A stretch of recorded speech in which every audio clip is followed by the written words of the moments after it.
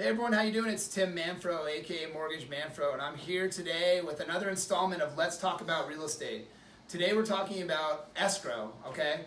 And the whole idea of this, this series is basically just to give you guys a more detailed breakdown about each individual part of the real estate transaction. So today I have some good friends here, some people that I use for all of my escrows, and it's Palomar Escrow. I got Donovan and Brandon. Thanks for coming by. Absolutely. Thanks for having us. Yeah, for sure. And just wanted to take a second for you guys just to tell a little bit about yourselves, like, maybe how long you've been in the business or, all that good stuff. Let everyone know. So, Donovan? Well, good afternoon, everyone. Hey, my name is Donavan Price. I'm Vice President of Palomar Escrow. I've been in the real estate industry and in the escrow business for just over 15 years. It's our family-owned business, and our office specializes in escrow and only escrow. Sitting next to me, this is Brandon Lind. Brandon Lind is he's our full-time sales manager for our office. He's out in the field. I'm sure he'll see several of you guys. Hi, everyone. Brandon? Hello, Speak everyone. up, Brandon. You're live. Thanks. Pretty new to the business. Been with Palomar Escrow for going on about 4 or 5 months now. And my role with our company is to drum up new business and see if we can help people with a great service and provide a great service to help their transaction go very smoothly. That's awesome. What were you doing before you got into this? Before I got into the real estate industry, I was selling a lot of hero loans, so home improvement loans. Gotcha. For about 6 years, I was pretty heavy in just marketing and And your family's in real estate too, right? Yeah, my whole family's kind of been in real estate for 30, 35 years now. My dad's a decent, good agent here in Rancho, and so yeah, I've kind of been bred with the real estate in bug. your blood, Yeah, right? yeah. So Donovan's been doing it for your family. So how long did you say the business has been open for? We've been in business since 1988. Wow. I was 8 years old. Once again, my family grew up I grew up in this business. My mom's been in this business. My grandma. That's awesome. Yeah, So they know what they're doing. Yeah, long story short, we know what we're doing. So basically, what we're going to do is just kind of jump into some questions. These are not scripted or anything. We're just going to go with it. I think the one thing that I get when I meet with, buyers that I'm giving a pre-approval for is they always ask, what's escrow? So, I mean, what in a kind of dumbed down version, for lack of better words, is an escrow? Or what does escrow do? Well, a lot of times, whether you're buying or you're selling a house, you're going to be typically signing a residential purchase agreement. And in that residential purchase agreement, it states that also it's residential purchase agreement and joint escrow instructions.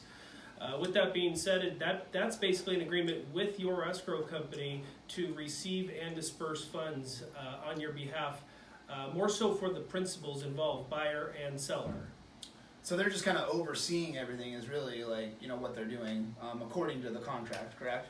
So basically, throughout the transaction, the contract is our Bible. It's our duty to be a third neutral party we're not here to negotiate transactions. We are here to follow the contract and take instruction by either buyer or seller. So if you're watching this and you're not in the real estate industry, basically when you get an offer accepted, that contract that the seller's accepted is going to be provided to escrow, and then they're going to take that and then make sure that everything is done exactly according to that. So what are some things that people want to look for with wall and escrow or dealing with the escrow company? Because you have an escrow officer is basically someone that's going to be their go-to person, right? Absolutely. In the transaction. Absolutely. Actually, when we open up escrow, a lot of times right when we receive the earnest money deposit, it's the escrow officer's responsibility. They'll typically acknowledge and sign off on page 10 of the RPA. With that being said, the escrow officer, they're responsible for following the contract and taking instruction not necessarily by the agents involved, but more so by the principals. So the agent's job is more so to stick with negotiations on behalf of the buyer or the seller. And one of the biggest things that happens when you first go into escrow and you get your contract accepted is the buyer has to go deposit the funds into escrow. Yes. So what is that exactly? How does that work? Well, a lot of times within 3 days of getting an accepted offer, you'll typically need to deposit your earnest money deposit into escrow. One of the things that you should always look out for, typically you could, for our office, we do accept personal checks, which you'll just make it directly to the escrow company, which would be Palomar Escrow. But do look out if you are getting ready to, because there's so much wire fraud in this business, that if you are getting ready to wire in funds, call the escrow company that you may be working with on that transaction and verify their wiring instructions, just to make sure your funds are going in the correct account. That's the biggest thing right now. Like, huge. I heard something, and I think I said this on the last video I did with Title, but basically I think California is the biggest wire fraud state right now, and a lot of that has to do with people that are in real estate transactions. And quick story that, I had someone, another loan officer that had a client that, received an email, and it looked like it came from all the right places. It had the names of the, escrow company. It had emails that looked similar to all the people that are associated with the transaction. They wired the money, and it was like a phantom account, so they ended up, I'm not exactly sure what happened with all the money. I'm sure there was insurance and all the different stuff happens. But the thing is that what Donavan was saying is when you have to wire the funds, you need to make sure that you contact the escrow company and make sure the information that you've received is the correct information. Like, how do you normally send it over? Is it through email? Is it like...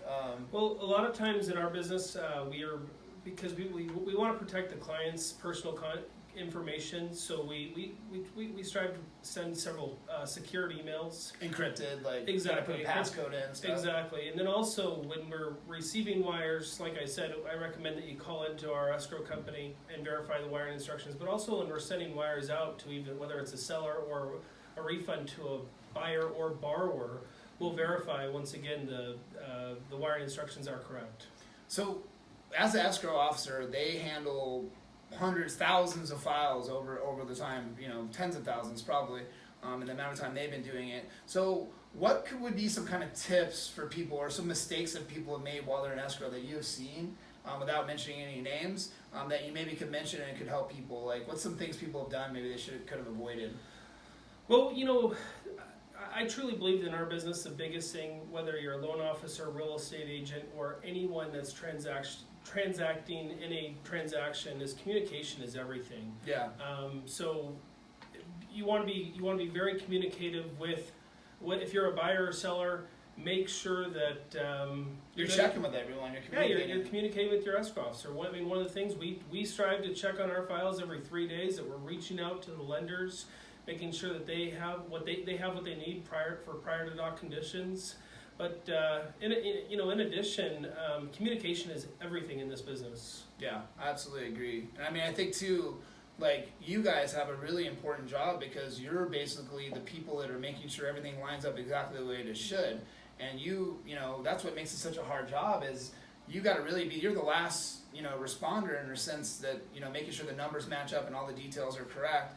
And you guys have to have massive amounts of insurance and different things to make sure that's done the way that it's supposed to. So trying to think of some things that maybe you guys end up receiving the SI, correct? Yes. So statement of information. Yes. That's something we talked about with Title too, and maybe a note for some people that are watching this video that aren't in the real estate business.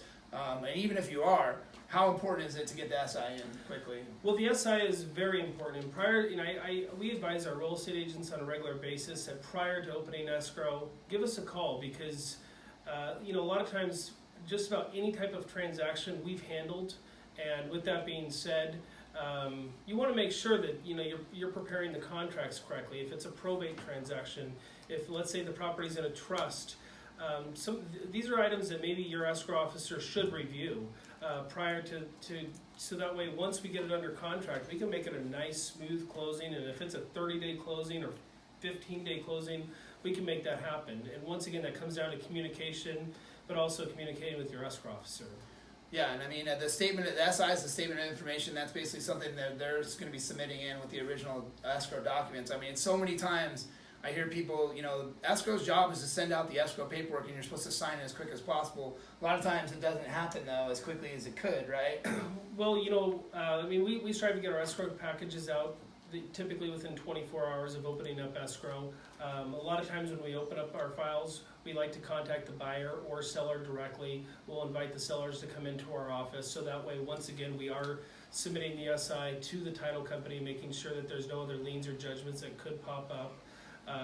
The other thing is also when at the time we go to get loan documents, we also like to have the buyers or borrowers come into our office. If not, we'll go to their house. Yeah, and that's like the end of the transaction. Yeah. Basically, they're wrapping everything up. So as a loan officer, I'm handling the processing of the loan, getting the loan approved, getting the loan ready. But at the very end of the transaction, when it's time to close, we're going to be working with someone like Donovan's company, the escrow company, to balance all the numbers and make sure they all match up the way they should. Then those loan docs are actually sent to escrow for them to control from there on out until the funding process starts. So they're going to actually receive those. They're going to combine those documents with all the other escrow paperwork that needs to be signed or hasn't been signed, right? Absolutely. So a lot of times, once again, when we open up escrow, we pay all the invoices. So if you're ordering a termite inspection, we're paying the termite report. It's our responsibility. Both buyer and seller would agree to that. We're ordering the seller's payoff to demand, making sure that that's correct and making sure that it's paid off in full. These are all things that are in your real estate contract that we're following to make sure that you as a buyer, you're getting clear title. You as a seller, you're getting paid the money that you're owed, and life is a good place. Yeah. And I mean, they're going to be running the transaction to the very end and basically handling and processing the last amount of all the fees. One of the big things I get from clients when we open escrow is, with us, we're only estimating the fees that have to do with escrow, title, all the other third-party services besides us. So once we go into escrow, then, we're receiving all the, exact fees from escrow, but sometimes they're estimated because, there may be certain things that you don't end up using, there may be an overnight, a fee to overnight something, you may see that on the escrow paperwork, but if you don't actually ever use that service, then that's going to disappear from there. And a lot of people don't understand that, if they're not in the business, when they look at all the fees, you're just estimating the most amount that there could be. You're only going to be charged for what you use, right? Exactly. Yeah. Exactly. So almost always, whether it's refinance or a purchase, the buyer will almost always get a refund check back from escrow because the items that are on your original estimated closing statement will differ from your final closing statement. So when we actually go to disperse and we get our final invoice in from title and all of our other final invoices that we're paying throughout the transaction, we're going to balance to that, and a lot of times you'll get a refund as a buyer. Yeah, so that's something to keep in mind too. The escrow, when you sign the final loan docs, is going to give you the wiring instructions to complete the transaction. Again, you should verify those before you wire the money. But basically, they're going to tell you the amount of money that needs to be sent to title to complete the transaction. That's going to combine with the actual loan money that's going to come from us. And usually, there's a little bit of a pad in there, so you can expect to receive that money back, either in the form of a check or a wire. You get a check or a wire from us. Exactly. And usually it's within, 48 hours or something like that? 24 to 48 24 hours. to 48 hours. So there will usually be, phone call. No, that's good. That's $5 in the jar. But so usually you'll get a little bit of money back at the end of the transaction. Absolutely. But so that's always a good one. Just in closing, what's maybe one other thing you want to touch on, if anything, about the escrow process? One of the things I'd like to touch on is when you are, as a buyer or a seller, I do think it's important to stick with, once again, a neutral escrow company. Our escrow company, we are 100% neutral. We escrow anything, whether it's businesses, liquor licenses, mobile homes. Oh yeah, that's a good point. Residential, but also refinances. Being neutral is crucial because ultimately, we're here not to gouge the client. We charge very fair rates, and if you ever have any questions, give us a call because we've been in business for a long time. Yeah, I mean, he'd be a good resource even if you're in a real estate transaction and just have any questions about what's going on. I know they're always happy to answer those questions for people like you guys. But again, thanks again for taking time out. Wanted to say that this is going to be an ongoing thing, so comment, share below, and we appreciate you guys all taking time out to watch this. So have a good one. Absolutely. Thank you.